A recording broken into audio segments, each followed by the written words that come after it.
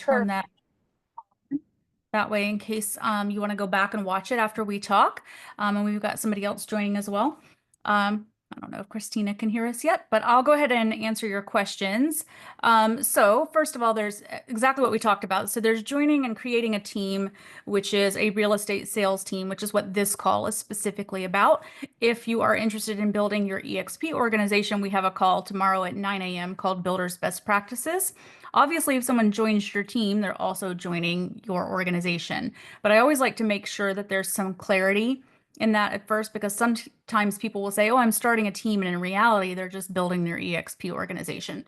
Um, okay, so um, I do this a lot because I am a master coach with Workman Success. We coach most of the teams and brokerages, a lot of them all across the country. And building your team can be very exciting, but it's very important to do it really the right way. And there are a couple of different ways to do it. So, Alexis, you already had folks reach out to you. Are they all going to be newly licensed as well then? Correct. Okay, terrific. That could be a lot of fun. It's learning and growing Yeah. together. So it can be done a couple of different ways. We usually have folks that start out as an independent agent. You're a solo agent like you are right now. And the first team member they might have is a transaction coordinator, right? Like that's someone who helping you um, just get everything into sky slope and make sure that's accurate. And sometimes it'll be a full-blown assistant or what we would call a client care coordinator. And that might be someone who's doing listing management, transaction management, social media management, and just all of the minutia on the background that allows you to just focus on getting buyers into homes or getting homes sold for a seller. And that can be done either with an in-person assistant or a virtual assistant. For instance, I use a virtual assistant. Um, I'm no longer in production. I've been in real estate for 28 years and I don't want to sell any more houses.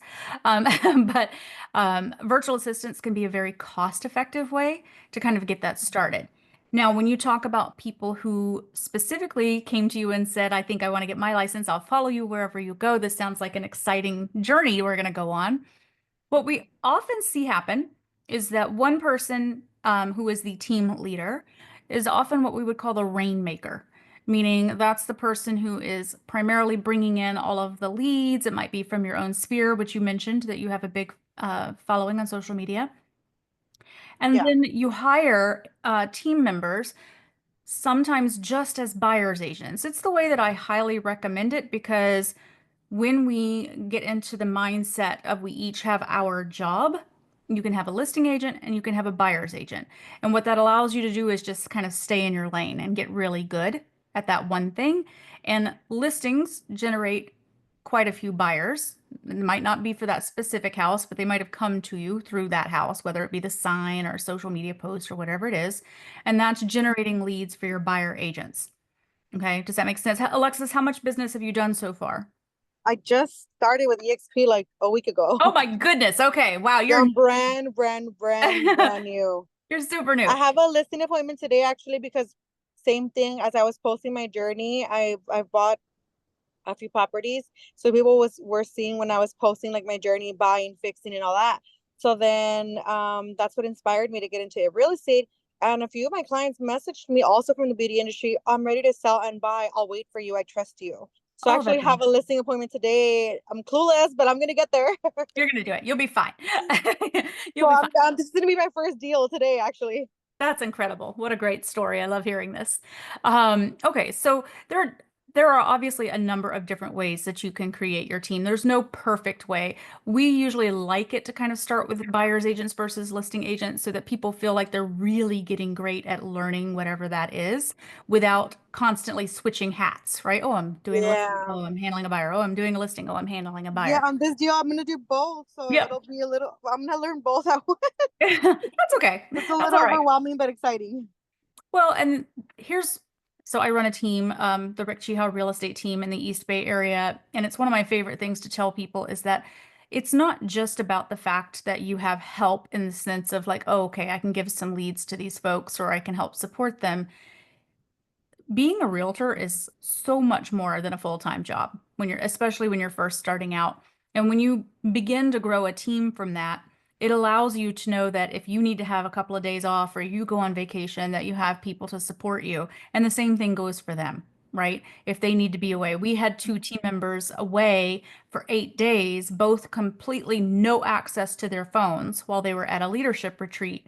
And we were able to take care of everything for them while they were away because the team could pick up the pieces, right? Awesome. Yeah, and that's really something that when you are deciding that you want to build a team, your culture is going to be so incredibly important, right? What you set in place from the very beginning. Now, I'll give you some tips. It sounds like you already have great relationships with these people. However, we always tell people we're looking for a couple of key characteristics in team members: hungry, humble, smart, and coachable. Okay. Hungry, humble, smart, and coachable. And not everybody's going to have all four of those, but try to get at least two or three, right, out of Okay. each one. Because if everybody is of the same characteristics, you tend to start to build a culture around it. When people are not hungry, meaning that perhaps they're doing this just because they think it's fun, but there are maybe four other people on the team who are doing this because it puts food on the table. Mhm. It changes the dynamic of the team. Perhaps that person's not as available. I have very specific requirements on our team. I don't take part-timers, Okay. only full-timers. We've set that in place because of the busyness of the team. It's very difficult to manage. So the very first thing I would tell you to start working on is what you feel are your core values. What do you feel like describes Alexis Huerta, right? Like Mhm. whatever that is it incredible client service, whatever those things are. And then that way, if you are going to bring these folks in, you want to make sure that they match. Now, it sounds like you have a relationship with them outside of this previously, so they might already be a match. Um, Yeah. from that point, you would need to also determine if they're going to be team members. Now, you may not know this because you're so new at EXP. Mhm. As an independent agent, you are at a full cap, $16,000. Yes. Mhm. Team members, if they technically join your team, you create a team, are half cappers. Only the team leader is a full capper, and the Mhm. team members are all $8,000 caps. Okay. So it's a massive win for a team member because they're going to cap out once they've paid in up to $8,000. Mm. However, they cannot earn icon status at EXP as a half capper. You can only earn icon status at EXP as a full capper. Do you know what icon is? Correct me if I'm wrong, but the you hit icon if you have sold a certain number of transactions in a certain period of time, correct? So there are a couple of two ways to do it. One is if you have had $500,000 in GCI, and the other is that you have capped and then closed an additional 20 transactions. Okay. And then when you icon, that allows you to earn back everything that you've paid in stock. So that $16,000 can come back to you in stock as long as you attend EXPCon, you attend your regional rally, you give back to the real estate community in some way. There are a couple of different ways to do that, but only full cappers can icon. So So I always like to be I really have sorry to cut you clear. off. I didn't mean to interrupt you. I have a quick question before I forget. So the office that I think attending the most or that I'm trying to sign on with is all a Zillow office, and I did that because I currently own a business, so I am transitioning into the real estate world. Mhm. And I want to convert my current clients in the beauty industry into real estate. So I do have a big network that I can work on. But the Zillow office, obviously, our commissions are a little smaller because we have that Zillow commission. So, or Zillow, the Zillow cap or Zillow, I'm sorry, different split. I know it is. So when it comes to Icon, is it per transaction? You said it's the full amount, 500 GCI. What is GCI? I'm sorry. Gross commission income. Okay, so 500 plus 20 transactions because I know these transactions do happen a little quicker with Zillow because their leads, they're giving you leads constantly. Mhm. But I think my confusion was like, wouldn't that be cheating since we're getting so many? But okay, but I think I just answered it myself. It does have that 500 GCI, so Yeah.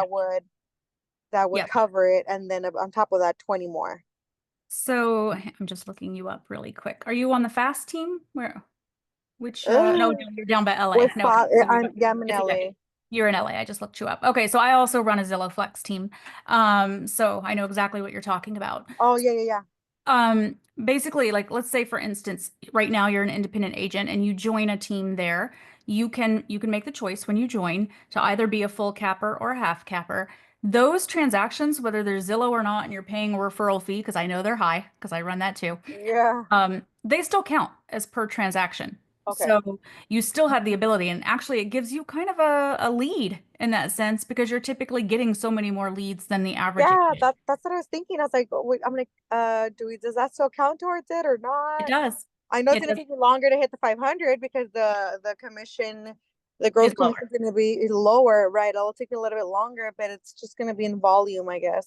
Yes. Well, for you, it's in either or. So you can either Yeah. hit it at 500,000. Like I have somebody in my organization who hit the 500,000 GCI very quickly, but not the number. Like she didn't do plus 20. Oh. So she reached icon status by the GCI that she received first. So you can still hit it with a Zillow Flex opportunity because the sheer number of transactions that you'll be closing. Okay.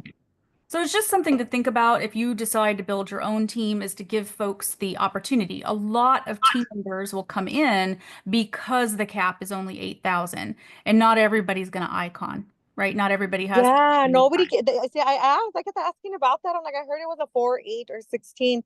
They didn't give me an option. They're like, yeah, you're doing 16. I was like, okay. Oh, I well, think because I told them like more my plans, like, yeah, I have a big following and you're trying to come when they're like, yeah, you're doing the 16. I'm like, but now I'm like, now I'm trying to like put the pieces together. yeah, I'm like, well, there's a oh, okay, lot to this is learn. we're going the right way. There's a lot to learn. Yeah. Um, so what I would say is as you're thinking, no, you have to create a team within EXP if you decide that you're going to start your own. So you'd have to notify them that you're going to become a team leader, what that team name is. Or the other option is what we discussed is if you're not ready to create a real estate sales team, meaning you Hmm. are all operating as your own little microcosm within EXP to do sales, then Hmm. you're creating an organization, meaning they can all name you a sponsor, Okay. all going to be independent agents at the $16,000 cap. They all then have the opportunity to icon depending on what they're doing.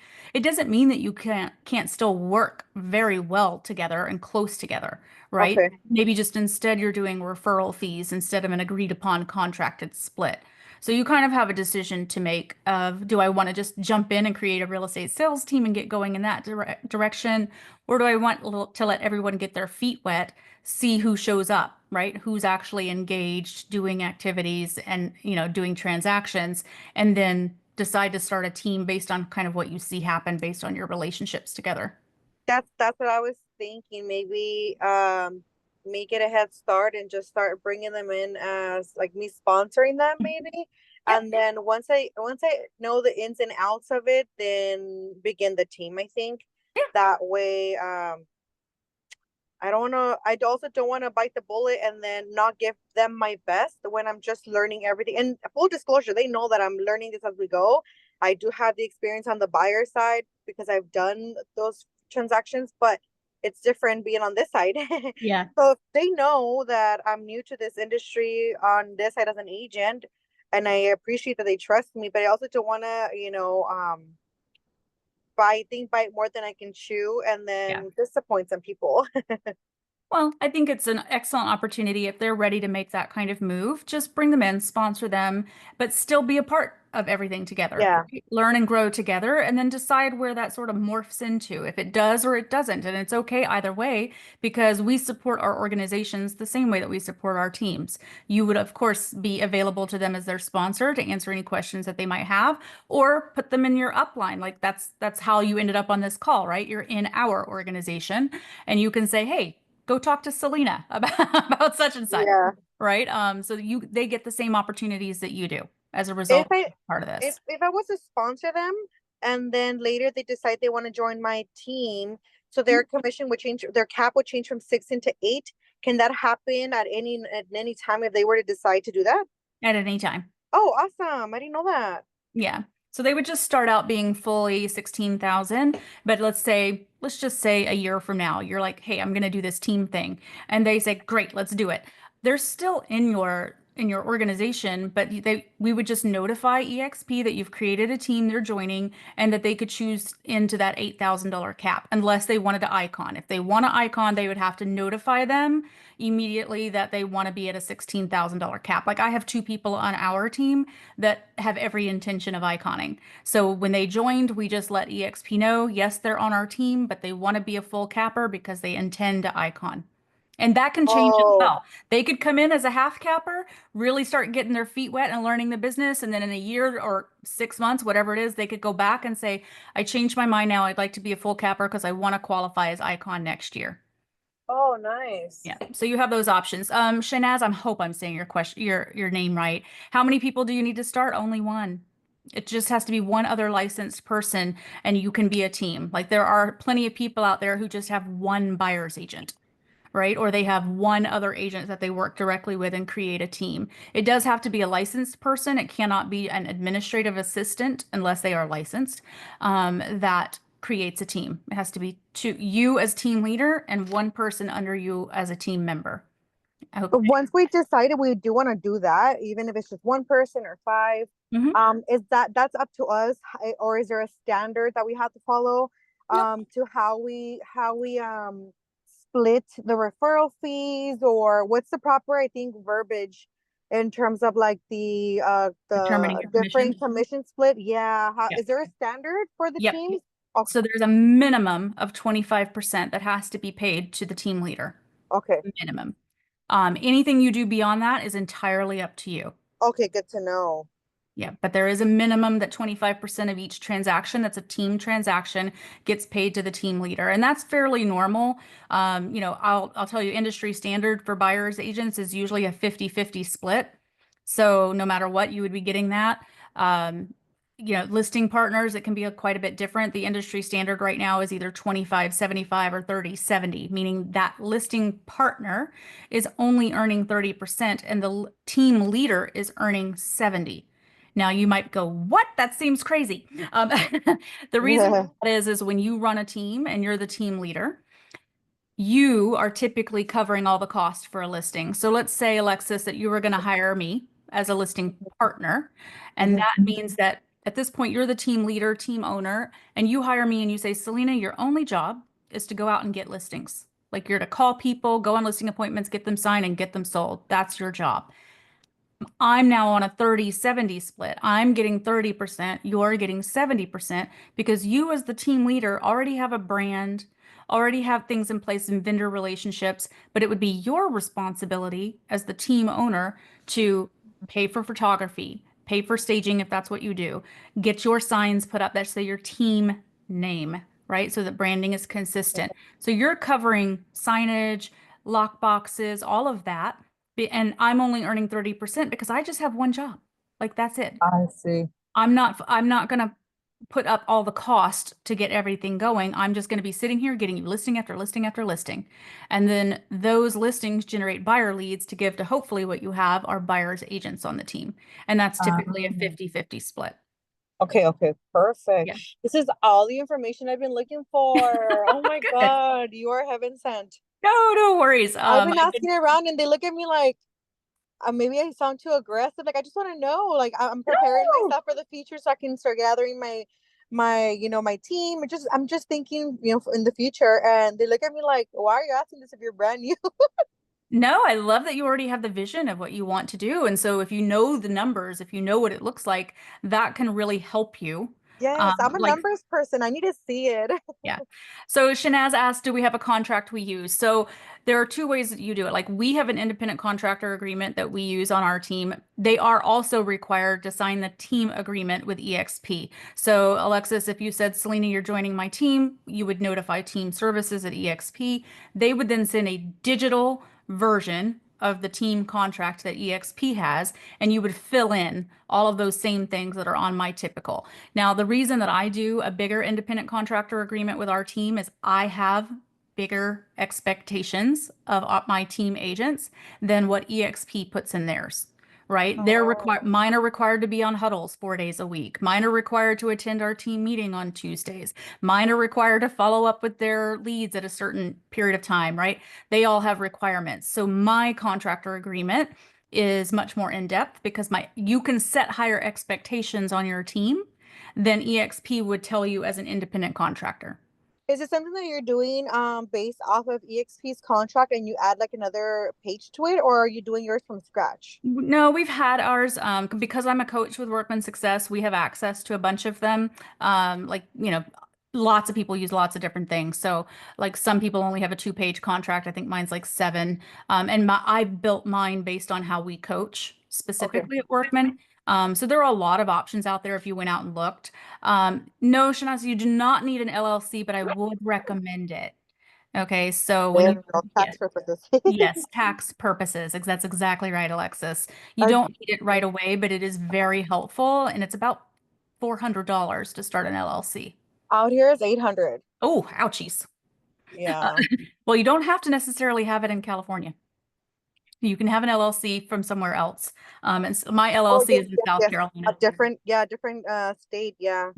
Yeah, so you can do what works best for you, but run your team like a business. And so when you do the LLC, you're getting paid that way. It's coming in as 1099 specifically to that LLC. And I highly encourage everybody to go open a different account for the team, like a full business account. Don't commingle, right? Keep that completely separate. You just want to make it as easy as possible when tax kind of time comes around. So Yeah. it gets Shanaz, do you have the ability to talk? You can jump in at any point. You don't have to just type. I actually just did a DBA for my under the LLC that I currently have so that I could have a separate account. Ah, got it. Oh, you're at the gym. Sorry about that. Well, I'm glad you're paying attention while you're at the gym. That's awesome. Uh, yeah, and so even as you grow bigger, I tell people to even get more additional accounts. So like immediately the second you get a commission check in, transfer over your taxes right into that other account. So like we call them buckets at Workman. Specifically, as you're growing that team, you want to make sure that you have operating expenses because let's say that all of a sudden you got seven listings. Mm-hmm. That's expensive. That's seven Yes. signs, seven lock boxes, seven photography sessions, all of those things. So as you're building and growing, you want to make sure that you're putting money aside for operations as that happens, and that you're putting aside money for taxes. Okay. What do you recommend? What amount do you normally put aside? Do you have like a rule of 30%, thumb? 30 30% for taxes. from every deal? Yep. Just better safe than sorry. Yeah. If you don't No, need for it all, sure. great. It's a nice win at the end of the year because please, this is another thing. Pay for all of those things with that business credit card or that business Mm-hmm. debit card, right? So the tax purposes are better. There's a lot that you can do on a team that is tax deductible, a lot. So that's everything that you're doing for marketing. That's everything that you're doing if you're having a team meeting and you guys have lunch. Like all of that stuff is something that you want to make sure your accountant has. Yes, yes, yes, for People mix sure. them up all the time, and I'm like, no. Oh, I was so guilty of that at the beginning with I own a makeup academy out here in LA. So I was so guilty of that because it's beauty stuff. So for me, it's like, okay, I'm buying an outfit for this event and I'm gonna purchase this makeup and add this. Then I was like, wait, these are all write-offs Yep. because Yeah. I'm in this Start that industry. early. It takes a while to get used to like separating it, but no, you're so right. If you don't do it from the beginning, it's a bad habit to just Yep. dip into double into So I'm double gonna recommend accounts. I'm gonna recommend for both of you to read a book. Let me see. I think I have it over here. One second. I have so many books. Um, let's see. And it's written by Gary Keller, who is over at Keller Williams, but it's an incredible book for every new agent to read. And it's called The Millionaire Real Estate Agent. Let me write that down. And it's just there's so much in here about running your real estate like a business. Okay. So you can get it on Amazon. It's an incredible read. I've oh my gosh, I've had it forever. Actually, this isn't even I have one that's actually wire bound because I have so many notes in it and everything.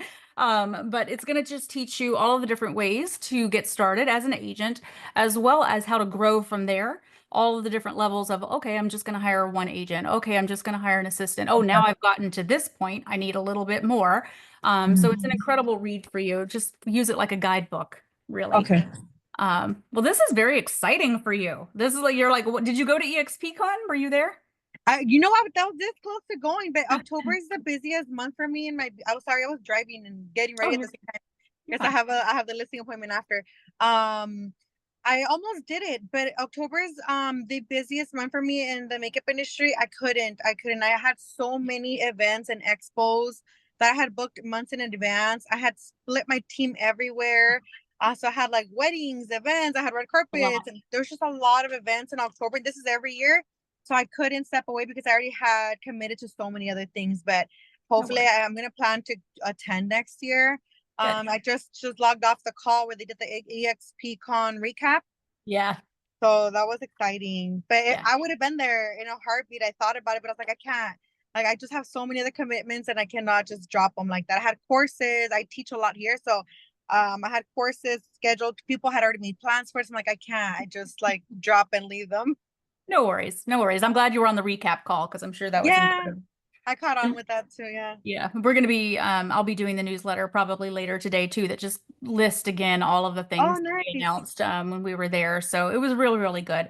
Well, you're definitely learning fast. Do you feel like you need something for your listing presentation today? Are you ready? Yeah, I'm not ready.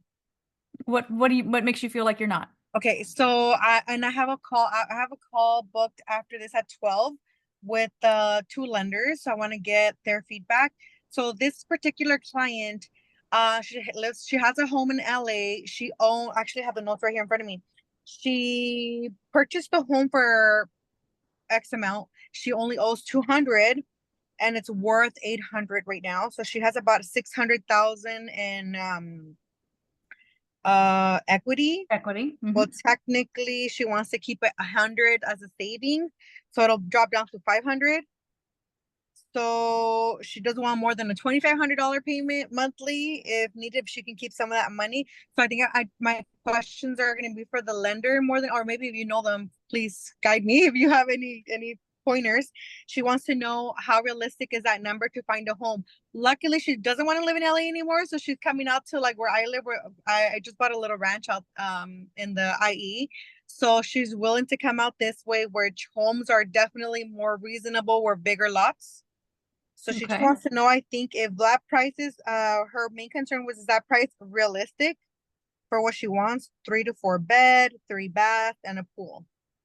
So that's I think my fear. I look up some comparables because I still don't know how to use the MLS properly.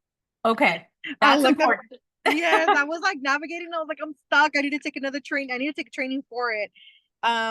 So I listed 5 properties in the area that sold recently. They're all about 700, 800. So I think maybe I don't know. I have to see if her house is even worth the 800 that she thinks it's worth. So I want to talk to a lender, see what their insight is on this. And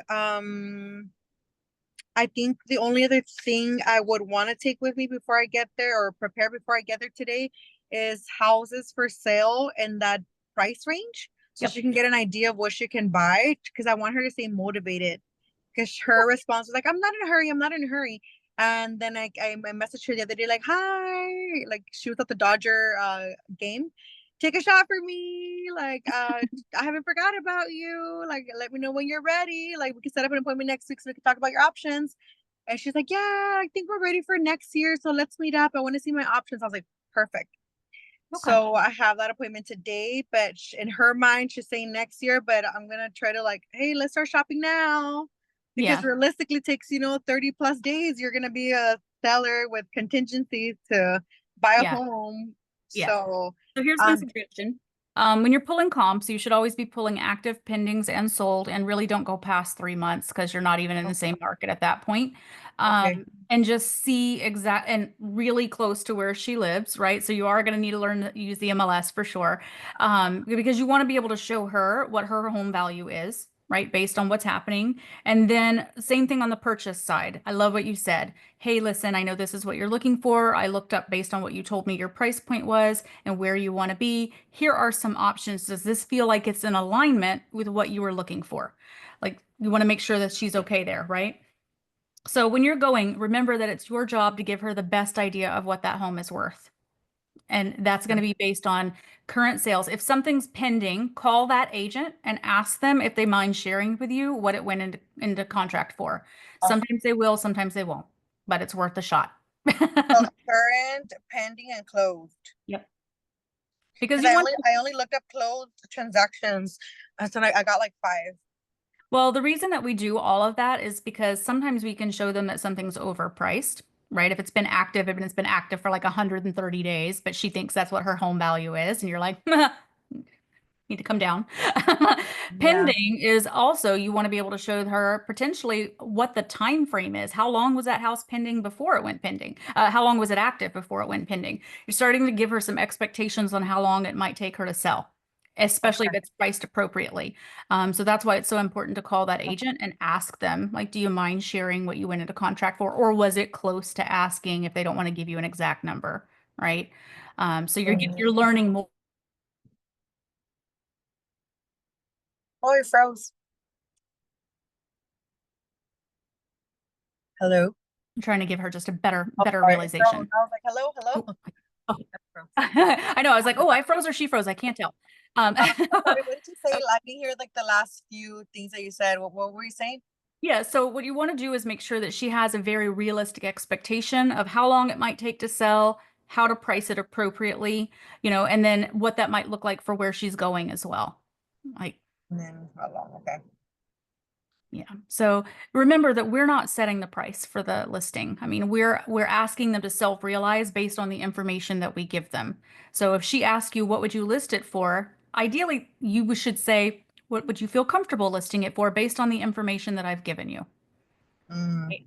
Obviously, she has enough equity that she's not worried about paying off a loan per se, but we just want to make it more realistic and be sure to let her know that if she decides to go way over what your numbers are saying, that potentially means that she could be on the market for a very long time, which will then keep mm, her from being able to purchase. yeah. So we want to find the sweet spot. And you want to make sure those houses are similar, that it's not just that it's another house in the neighborhood. It's like same bedroom count, bathroom count, style, if at all possible, whatever that looks like. Yeah, I was looking at that too because her home is really small, and I did look at that. So there was one in the area that caught my attention that sold for $1 million. I was like, why? It's so little. But then you look at it, and they bought it and flipped it, and they But made it look Tulum, Mexico vibes. Like it's like brand spanking new remodel. I was like, I see. yeah. It's for And somebody that like just wants to move in and want to feel all the luxury. So I was like, okay, you could see the difference from all the houses that sold for 700 and then the 1 million. Huge yeah. difference. They obviously invested a few hundred in just the remodel. So I did see that, and I want to bring it up just in case she does, expect more. And if it's not the value she had in mind, I'm gonna compare. Like this is your home, Yeah. and Yeah. this is what, if you want to close to $1 million, let's go ahead and remodel all X, Y, and Z. Because she did already mention that only her house is like a 7 out of 10 in terms of like perfect condition. And she Mm, was saying she didn't want to and like add any more money to it. She did remodel a few things, but that what needed immediate, I think, change would be like front gate, and the cement in the backyard was like a little cracked and ugly. So she's like, I don't want to fix that, but I'm gonna let her know, like, okay, that'll definitely keeps you away from closer to the $1 million mark. yeah. It's good to bring that with you. So, Shanaz, I see that you asked me how to schedule a call with me. I'm going to put this in the chat for both of you. If you feel at any point that you need some time on my calendar or a one-on-one, my Calendly link is in the chat there. So save that somewhere. So Yeah, that'll let you just book based on what my availability looks like. I'm going to wrap up just a little bit early because my phone is ringing off the hook over here, and so I'm trying to figure out what's going on. Uh, but I'm so glad that you guys joined today. And Alexis, I want to hear. I'm going to shoot you an email because I want to hear how your listing appointment goes today. I have your email. I just looked you up. And then if you guys need me, just schedule a call directly. Okay? what was it? Just before we hang up real quick, with the question to ask the agent if it's on pending is, do you mind sharing the price and went into contract, correct? Yes. And if they say that they're not comfortable giving it to you, ask then, was it close to asking? Okay. They would, if they don't want to give you a specific number, and just tell them why. Listen, I'm going on a listing appointment and I just want to make sure I have like a general idea of what to talk to the seller about. Okay. Okay? Perfect. All right. Thank you so much. You were so You're so helpful. welcome. No problem. All right, Bye. guys. Bye.